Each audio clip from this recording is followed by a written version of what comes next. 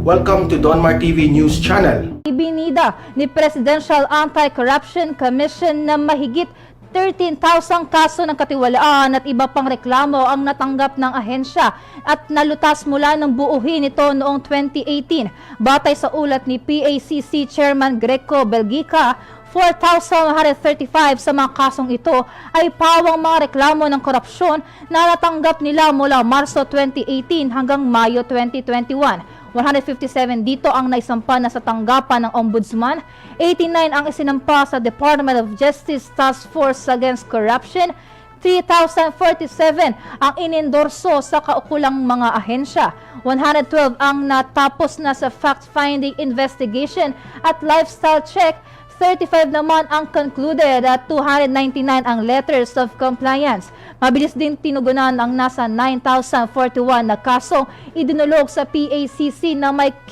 kinalaman sa ipinatupad na social amelioration program sa gitna ng pandemya. Hinikayat naman ng Commission on Elections ang publikong hindi iboto ang mga kandidatong maagang nangangampanya. Ito ang payo ng COMELEC kaugnay sa paparating na halalan sa 2022. Ayon kay COMELEC spokesman James Jimenez, isa itong pagsuway sa panuntunan para sa nakatakdang panahon ng pangangampanya alinsunod sa Republic Act 9369 o ang Poll Automation Law. Kasamang umapela ng COMELEC sa publiko ang National Movement for Free Elections at Legal Network for Truthful Elections. Ginawang national priority ni Pangulong Rodrigo Duterte ang teenage pregnancy prevention. Layunin nitong matugunan ang punot dulo ng tumataas na bilang ng insidente ng maagang pagbubuntis ng kabataan. Sa ilalim ng Executive Order 141 na nilagdaan ni Pangulo noong ika-25 ng Hunyo, magpapatupad ang pamahalaan ng mga mekanismo para maiwasan ang teenage pregnancy. Palawakin din ito ang access sa comprehensive sexuality education at reproductive health at rights services. Kung sa tingin mo yung nag-triple, magpakita ka ng ebidensya, magpakita ka ng patotoo at ibigay mo sa akin kung sino-sino yan, mga pangalan, para ang Pangulong Duterte na raw po umaksyon. Kagabi po naman, sumagot ang Manny Pacquiao. Salamat po, mahal na Pangulo, at kayo sa inyo na rin nanggaling na magpakita ako ng ebidensya. Ang ipinakita po at sinasabi, sana ilabas daw po ng DOH ang mga pinagkagastusan may kinalaman dito sa ating paglaban sa COVID-19 sapagkat mukhang hindi daw po mailabas kung saan talaga ginamit yung perang inilaan sa mga bagay na ito, Kong.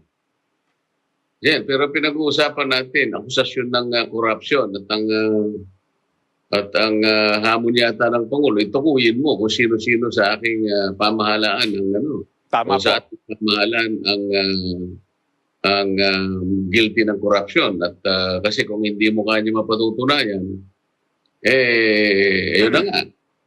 Baka kanya hindi na kita ipaboto sa ating mga mamamayan.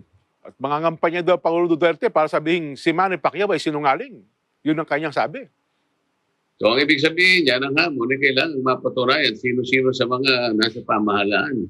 Oo. At involved sa corruption, di ba? Opo.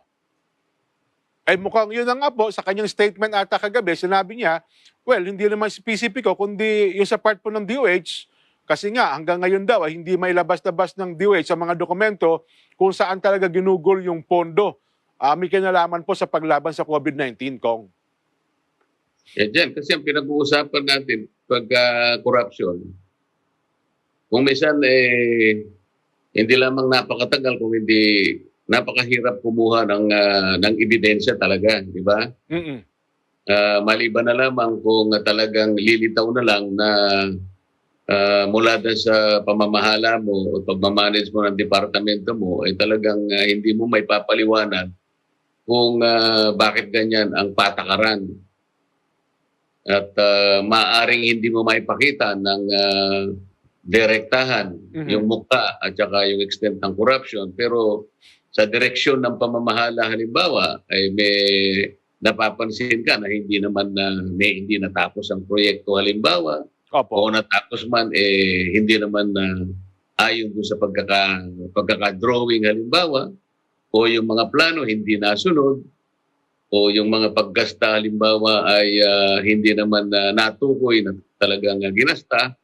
Ito ay mga anyo ng corruption din. Opo. O halimbawa,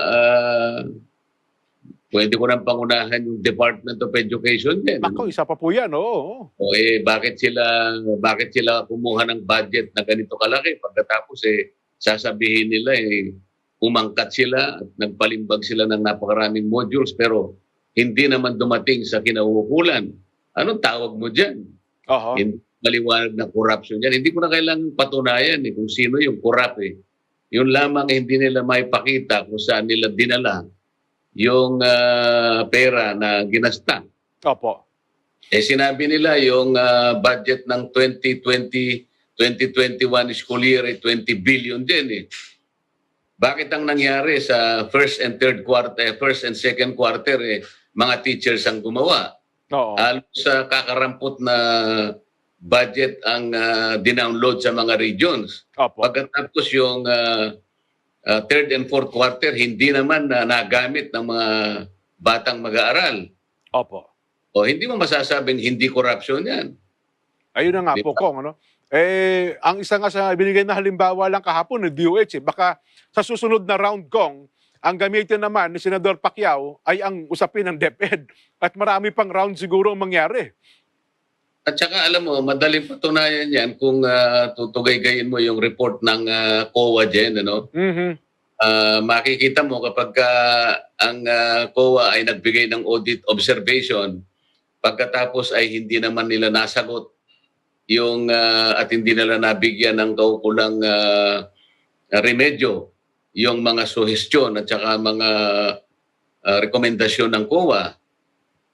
Katulad nung binabanggit namin nung isang araw dyan at pinagtalunan sa komite na bakit hanggang ngayon ay pinipilit pa ng DepEd na siya pa rin ang gumawa at magpalimbag ng mga libro. Isa pa po yan, oo. Yung since 1995 at mula nung 1998 ay binawalan na sila na gumawa ng libro. At yan ibigay na lang sa National Book Development Board na siyang mangangalaga sa private sector publishers. Opo. So, yung continuing violation na yun, Jen, continuing circumvention ng batas, yan ay isang maliwanag na mukha ng corruption din. Hanggang ngayon, hindi nila may paliwanag.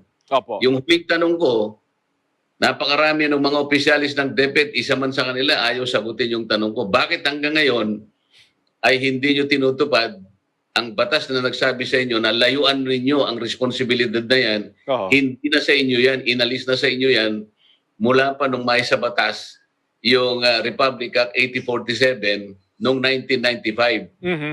Sa mga tweet, sabi ng batas, mula sa hindi kukulangin na 3 taon sa pagkaka-approve ng batas na ito, so kung 1995 yun dyan, ang sinasabi ng batas, hindi lalampas from 1998 ay tanggalin na ng DepEd ang kanilang panghihimasok sa paggawa ng libro sapagkat sinabihan na sila na hindi na ninyo tungkulin ito. Oho. Ibigay na ninyo sa private sector publisher sa pamamahala ng National Development Board.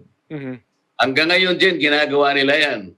Ngayon, napagpasyahan sa komite na kung hindi nyo masagot yan, sasampahan kayong lahat ng demanda sa ombudsman. Nako. Oho.